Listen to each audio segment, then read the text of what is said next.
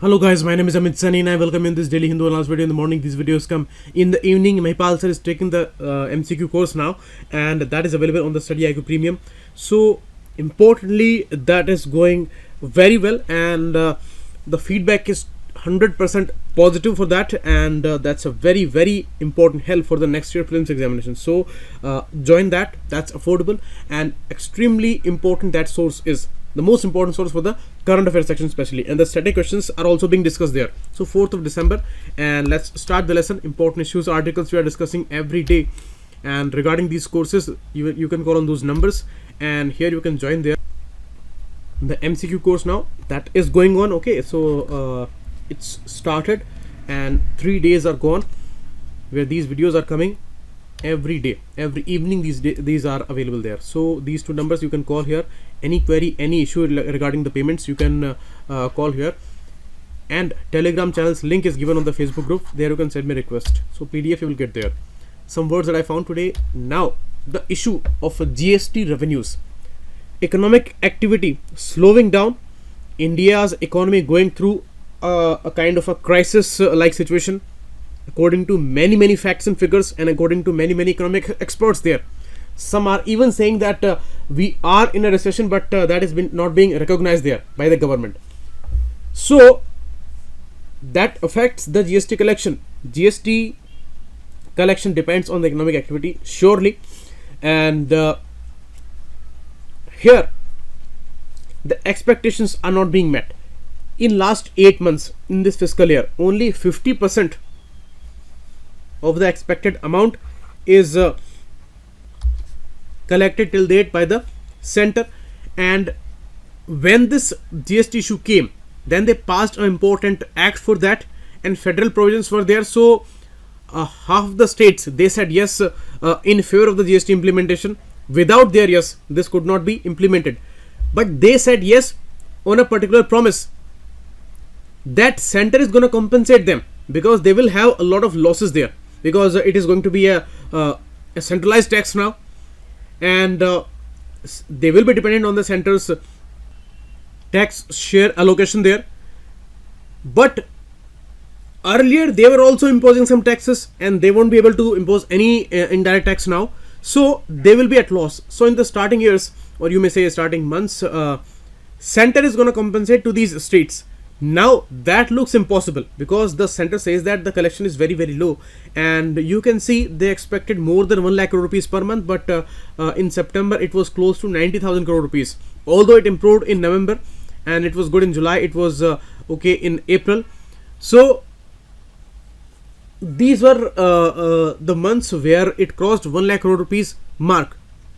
But overall if we see, then the collection is not good, and it is not enough. So that is why center has written to all the states voicing concerns that due to the lower GST collection, the compensation cess might not be enough to pay for losses arising out of the tax system there. So for the states, it's a huge problem now, as finances are the basis of everything, and no activity is possible without that. And that was a promise. And this communication comes at a time when several states like Rajasthan, Kerala, Delhi, Punjab, West Bengal, they have publicly urged the center to transfer pending compensation payments, as they have not received their dues for several months now. So that's a huge problem. And you see, these all are states not ruled by the BJP. So some may say them political, but other states, they are not saying this thing publicly, but they are demanding their share there. So it's a huge problem. And you see, this discussion is quite critical, as lower GST and compensation cess collection have been a major concern in last few months. That's for sure. And this situation assumes significance because it was the promise of compensation to the states for losses arising out of GST implementation that convinced a large number of reluctant states to sign on the new indirect tax regime. The way, you may say, in a grandeur way, it was started in July 17, and in a midnight session they launched it, and many states, they came forward, They were reluctant in the starting, but anyhow they were convinced, and the main basis of that convincing was this promise that the compensation will be given to the states. Okay, and now center has also asked the states to submit their suggestions that how we can improve these GST collections there, and this augmentation of collection is the ultimate need both for the center and ultimately for the states. But what they can do about that, because it is the GST Council's meeting where they are going to discuss this issue in December month, and they only can tell the issues there. Suggestions can be given, but the ultimate decision will be taken by the GST Council there. So the information you should have regarding the GST Council, the highest decision making body, and regarding its administrative role, the decision making role, the composition of it, the prelims oriented facts, you must revise here. Okay, and it's not a simple issue, it's a big issue. So bigger articles are going to come on that problem, and we will discuss that. Next issue related to Indian Railways, raising red flags. You see, financial year 18, the efficiency of the Indian Railways dropped to its lowest in a decade. These data we discussed many times. A few weeks back we were discussing that Southern Railways are totally out of their funds, and they cannot even pay their contract laborers and all. So this situation is consistently felt by the Indian Railways, and all the officials are raising concerns there. We have seen consistent tariff rises there, and where the tariffs were very low, Railways was giving a profit. The railway budget was coming separately. Now it's mixed with the main budget, and they said that we are doing it for the better efficiency. We are going to provide more services there, and it will be better days for the Indian Railways. But what's happening here? It is just opposite that is happening. High tariffs but consistent losses. You see, losses are mounting. You can see here it was at 40 crore rupees for the AC first class. Today it is 139 crore rupees, and it all happened after big time increases in the tariff rates. The growth, you can see, that is also in a gloomy position there. Dwindling returns. You see, the operational ratio is 98.44%, lowest in 10 years. And this financial year 18, the efficiency of railways dropped to its lowest in a decade. So what are these informations? This is really unfortunate. They promised a lot of things. They made big changes there. The separate budget was merged with the main budget, and they said that we will totally change the railway situation. We will modernize that, and you will see the modernized stations there. All the facilities will be there, and all people will be satisfied with the great progress that we are going to see there. But here, this is the gloomy picture, and the well prepared ground we are observing here for the privatization move. That's the thing. Although in Parliament, Mr. Piyush Goyal, he totally denied that issue, that we do not have any proposal to privatize the railways. But already we have seen one private rail running on the tracks, and government denies that in the House. But the practical condition is more in favor of privatization, because if somebody is about to privatize the railways, then the ground is well prepared, that it is consistently making losses, and the growth is not there, returns are not there, losses are mounting, and expenses, they are peaking day by day. So that's the issue. So important point for the mains examination and the ongoing economic scenario of this country, and railways is nowhere isolated to that. That's totally under pressure, and the staff expenditure, pensions, they are additional issues. Many protests are going on, but the situation is really gloomy there. So we cannot find the positivity in this, and the facts and figures, they are telling a different story. Next, DRDO to develop naval fighter jet. In September, a few weeks back, we saw that the naval version of LCA Tejas, that trial was very much successful, and they tried the controlled landing there, and the immediate takeoff there. So that was very much successful. That happened in Goa, and now DRDO with another promise says that we offer to develop a new twin engine deck based fighter aircraft. Deck based aircraft means it will be taking off and landing on aircraft carriers. Okay, and the first indigenous aircraft carrier IAS Vikrant is going to be operational by 2022. The process is going on, and the Cochin Shipyard Limited, there it is being developed, and by 2021 the production will be ended and the trials will start, and it may be operational by 2022. So Indian Navy is expecting this issue if any problem doesn't come in the future. So the role of indigenous aircraft IAC-1 is going to be very, very important. Let's see the details of IAC-1. You see, indigenous aircraft carrier 1, INS Vikrant. Okay, construction by Cochin Shipyard in Kochi, Kerala, for the Indian Navy, first aircraft carrier to be built in India. And these motto and everything is given here. The design began in 1999, and right now the sea trials are gonna start by February 2021, and early 2023 it may enter into service. That is the information on the Wikipedia there, and you can see the real picture of INS Vikrant. These are the aircraft carriers. You see the hull here and you see the runway here. From here these aircrafts are gonna take off and land, and it gives a huge edge to the Navy there. India's Navy, one of the most efficient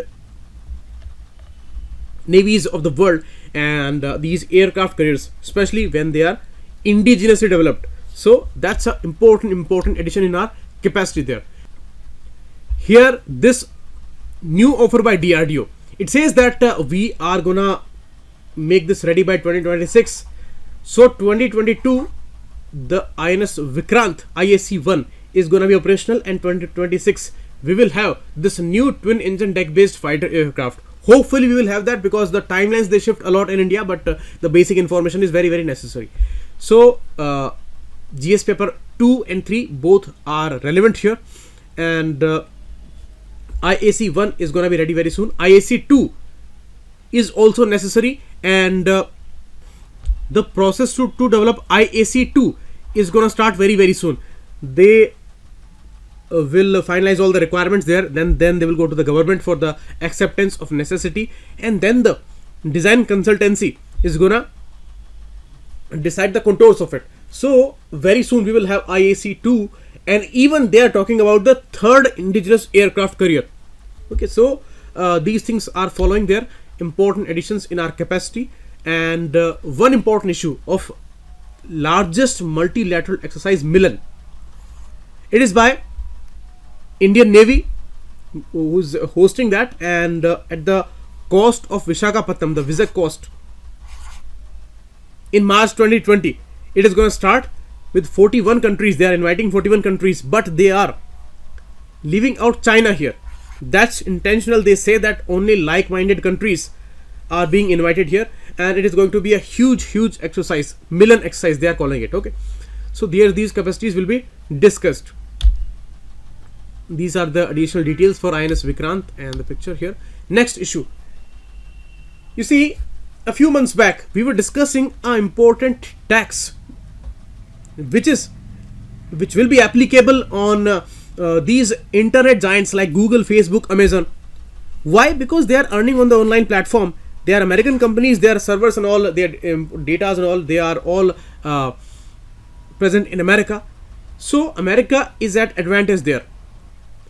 The companies are extremely efficient, and they are influencing the bigger part of the world, and their capacity is totally unimaginable today. So their earnings are, now the issue is of DST, the Digital Services Tax, which was put by France there. So due to this tax on these American giants, America is extremely concerned, and they say that it's a kind of a unfair foreign trade practice. And when there is an unfair foreign trade practice, then according to the US Trade Act of 1974, we can start the 301 probe. Okay, the 3-on trade probe against France was launched in July after Mr. Macron signed the DST into law. So this French law against these companies, where they are going to put 3% tax on a turnover of the digital companies, it is very much problematic for America. So this issue is going on all over the world. In India also this issue was discussed in February when we changed some rules regarding the investment and everything, and that affected Amazon, Walmart a lot. So after that, the GSP issue we experienced, and we were removed from the priority list there. Now this important decision by USTR, US Trade Representative body, that sends a clear signal that the United States will take action against digital tax regimes that discriminate or otherwise impose undue burdens on US companies. Okay, and they even said that these investigations, the 301 probes, they will start against Turkey, Austria, Italy also, because they proposed something similar there. So here it's a clear threat to France that we are gonna impose levy duties up to 100% on $2.4 billion French imports. So that's something very huge, and this is kind of a sanction there. And now France is very much serious about this issue. They say that if America is gonna go ahead with that import duty issue, then whole Europe is gonna retaliate with that, because it is too much by the Trump administration, and these things are all justified. And the DST is very much discussed an idea, and we are all authorized to do that. So we have to see what happens there, because it is something very important and very unique and very huge also. Okay, next, waiting for change. This article talks about the BCCI situation. You see, in 2013, the spot fixing scandal that rocked the IPL's 13th edition there. So the whole issue started with that, and the problem was so huge that Supreme Court stepped in and appointed the Lodha committee there. Justice Lodha committee was there, and they unveiled a set of administrative reforms within the BCCI, and that was not making the old club very happy, because many wrong practices were going on and they wanted to continue with that. But that administrative reform committee brought many changes for the better transparency there. So this committee of the administrators, helmed by Vinod Rai, oversaw the implementation of reforms, and that evoked dogged resistance from the BCCI's old guard. But you see, many reforms and many improvements we have seen since then. And recently on Sunday, that much delayed BCCI's annual general meeting held at Mumbai after a gap of 3 years on Sunday, and was expected to take the sporting behemoth forward. You see, right now Saurav Ganguly and Jay Shah, they both are leading the body there, and they proposed some changes there, and they took some steps there. But the most important issue for the examination is that they want to have a review of all those amendments, because some rules are problematic for them. Like you see, it said that the important reforms which were brought up by the Lodha committee there, according to that, any office bearer who has served 2 terms of 3 years each, means total 6 years, be it at the state level or the board level, has to compulsorily take a 3-year cooling off period. And according to implementation of this condition, Mr. Ganguly and Shah, they cannot continue now more than 1 year, because already for 5 years they have served in their respective state associations. So only 1 year they have now. So after 1 year they have to relinquish the office. So that's why they want some review here. Although those reforms, they brought a lot of transparency, but these kind of rulings, that may be a problem for them. So they want to have some review there. So this is something important for us. Otherwise the sports and all these things are not a big focus for UPSC. Some important things which are nationally, internationally important, the cricket as a sport is very, very important. We are very much competitive there. So our image, our capacity is huge in those areas.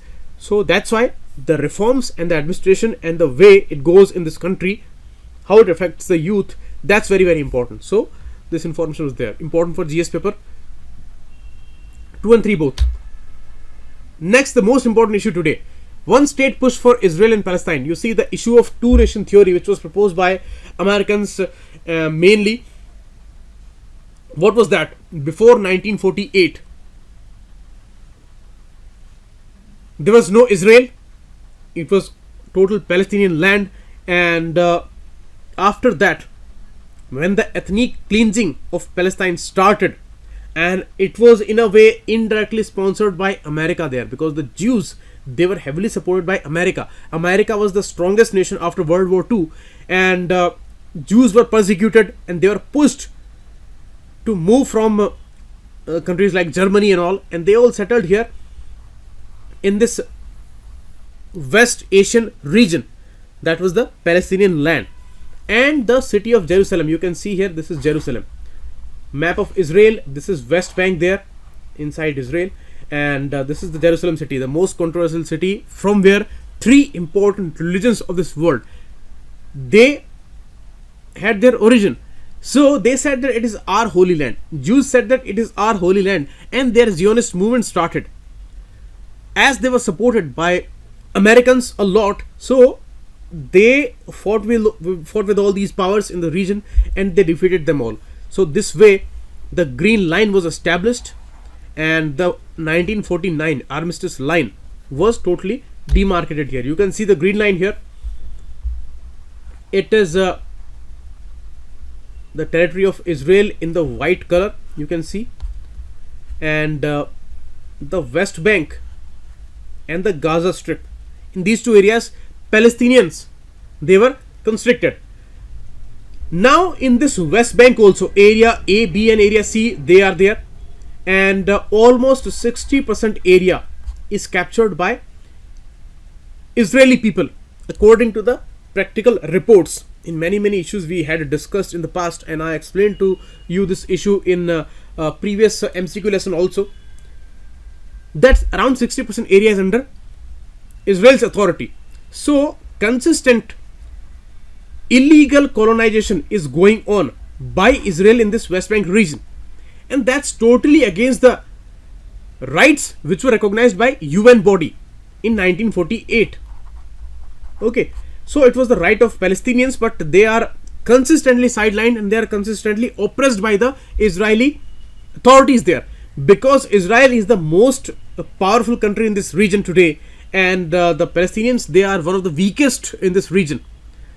So that's why the dominance is rising. And today we have a Trump administration today in America, which is blatantly being biased about the situation, and they want to see the Judaization of West Bank totally. And you see, India's stand have been always neutral about Israel and Palestine. We recognized both. Okay, and we were one of the first countries who recognized Palestine as a important entity. Palestine is not a country in UN system. Okay, it is not a UN recognized country there.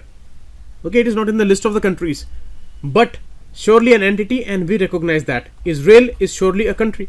So here in this West Bank, you can see the green area should be there with Palestinians, but consistently Israeli illegal colonies are rising. You can see you see the black triangles there. These are all Israeli colonies, and many illegal colonies are there, and there is no restraint, there is no control over that, and they are not complying with any international rule. The international opinion is totally against Israel's illegal dominance there, but Israel is not stopping here. Okay, so that's the issue. Here the writer Ilan Pape, who has written an important book there, The Ethnic Cleansing of Palestine, he says that the two-nation solution is dead and the peace process is not possible, because the peace process is always between the equals who are fighting. Here there is no question of equality. one entity, Israel, is very much powerful. The second entity is extremely vulnerable. They are extremely weak. So the history is repeating itself. The Zionist movement started in 1930s, where in this Palestinian land, the Jews numbers, they rose to 1/3 of the total population, and then the ethnic cleansing started in 1948. The same situation today is in West Bank, which was supposed to be the area of Palestine. In this region, Jews population is 1/3. Around 6 lakh Jewish settlers are there in West Bank today. And again, the ethnic cleansing is going on, and in a much powerful way, and in a way of colonization there. So it is more like a colonization issue in this modern world. And America is a total supporter here. You see, they even thought about the armed struggle. The Hamas group, which is active in Gaza Strip, that tried, but a lot of atrocities we are observing there, and it looks like a condition which is fastly becoming like Yemen or Syria situation. In this region, 80% of settlers, 80% of the settlers, which are Palestinians, I'm talking about the Gaza Strip there, okay, they are refugees, and who settled here from the nearby lands where they were persecuted, and they were pushed to go into the Palestinian territory there. Okay, so the Gaza Strip and the West Bank, these are the only two territories where Palestinians are living, but they are pressing them within this territory also. So that's happening. If you see the situation of 1967, when the 6-day war happened, then Israel defeated all these countries. You see, they even defeated Egypt also. They took Sinai Peninsula, which is here, and that was returned to Egypt in 1979 peace accord. And the solution was in terms of Israeli dominance. Actually, they even took the Golan Heights from Syria, which is the controversial area, and that is under the possession of Israel today. So a new purple line was created here, okay, and already the green line was there, which was separating the West Bank from Israel. So these all things were biased in the favor of Israel, and the progress Israel has done in all these decades, that's enormous, and that is pushing its expectations, and that is pushing its expansion more and more into West Bank's area, Palestinian area. So that's not justified, that's illegal, and the international community should say something about this issue, because this is becoming very, very brutal now.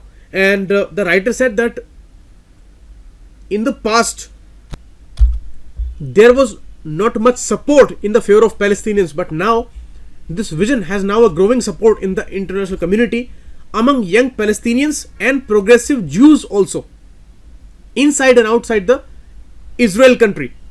So the privileged people like the Jews of Israel would not willingly give up the position today, but that's necessary, because they are pushing Palestinians a lot, and that's a weak entity, very weak entity today, and it is not justified that before 1948 there was no country called Israel, which is not recognized as a country by Iran country till date, okay, and today they are ending the existence of all Palestinians in the region, which was their original land, okay, and this is all happening with the muscle power there, okay.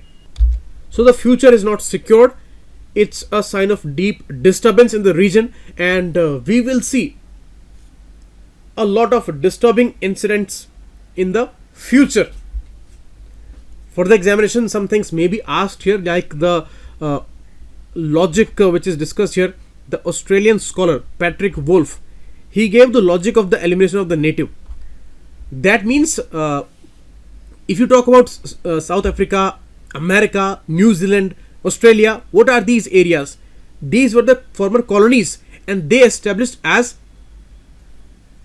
new countries, and the white dominance we see there, we see them as white countries. Leaving South Africa side, you talk about Australia, you talk about America, you talk about New Zealand there. So those were former colonies of English people, and now they are countries. So it started with the colonization approach, and the same issue is applied in Palestine also. And the elimination of native means you eliminate the natives there and the land is yours. That's why the genocide of Native Americans and the Aboriginals that happened in America, and today America is the strongest country and that had its past in colonization there. So the Nakba, the ethnic cleansing, which started in 1948, that's going on, and the Nakba is an Arabic word, means a catastrophe, and the ethnic cleansing there. So this issue is totally unjustified. The international community has remained very silent in the past, and this continued dispossession of the Palestinians' land, that's going on. So we have to take many steps there. Okay. Next article talks about the Jinping's egoistic approach there. Mr. Xi Jinping, he has centralized the power of China a lot, and that's unprecedented. And he has this particular ideology that he will deal with all the issues with a hardline approach. The case of BRI, we saw that was a huge proposal for the world, and we denied that. Then that irked him a lot. Okay, so the Doklam happened. Now the tariff war with America, that's going on, and that is fueling the situation in a different way. The Huawei 5G issue, that's going on. Now the Hong Kong protests, they were a different agenda, where the challenges are mounting day by day. They are finding it very, very difficult to control those populations there, where millions of people, they came out in the protest of the particular bill which was authorizing the extradition to mainland China. They said that who is China? We are Hong Kong. We are a nation. We are an independent nation, and we are not under Chinese dominance there. So the leader Karen Lam, who brought this bill, she was criticized a lot, and she had to take it back, and they withdrew that bill. But the atrocities, the police atrocities which were inflicted on those populations there, where millions of students, they came on roads, so those became a huge issue, and now they are demanding inquiry into the allegations of police brutality and the genuine universal suffrage there, and they are all against the Chinese dominance there. Recently the elections happened, and out of 19, they won, the pro-democracy people, they won 18 seats there. Sorry, out of 18, 17 of the district councils are now controlled by pro-democracy councillors. So it was a kind of a huge victory for those protesters who were against Chinese dominance. And now this situation is very complex for Xi Jinping, because he always had this hardline approach and an egoistic approach. Now that's not working, and these people are not under their control, and they are consistently protesting. Till date they are protesting. But Chinese stand is very, very tough. They say that this is never possible. It is one China policy, and that's totally a part of China. So how they deal with this situation, we have to see. But surely Jinping has centralized power to an unprecedented level, and there is no one else to share any blame for the policies enunciated by Mr. Xi. Okay, so this whole issue is going in a situation where already many challenges China is facing. The recent leak of documents regarding the Uyghurs, Muslim Uyghurs, where the whole world came to know about the Chinese mass detention of the Uyghur Muslims in the Xinjiang province and other minorities, and China justified that these are educational camps, and we are improving their mindset, and we are bringing them out of the radicalization thoughts, and these are educational camps. But the whole world knows what's going on there, and it's all Chinese dominance there, and the brutality is unleashed on the minorities there. So that's a different international challenge for its image there. The tariff war is going on, and the Hong Kong protest was again a dark spot on the image of Chinese approach there. So we have to see. The writer said that China is under a lot of pressures. It can do some misadventures. So we have to be very, very careful here, because to divert attention, it can do anything. Okay, the Doklam happened in 17, and recently we had that issue where Arunachal Pradesh MP was saying that China has come into our territory up to 50 kilometers, so we have to do something, and we cannot shout Pakistan, Pakistan all the time. We have to take care about Chinese issue also. So we have to be very, very careful here, because many issues are being faced by Chinese there.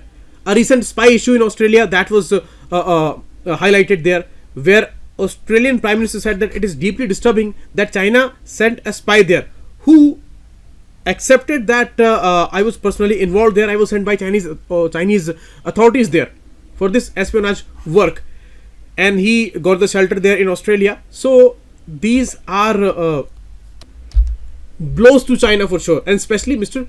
Jinping there. So the economic stress is rising. The Belt and Road Initiative is not improving according to the expectations there.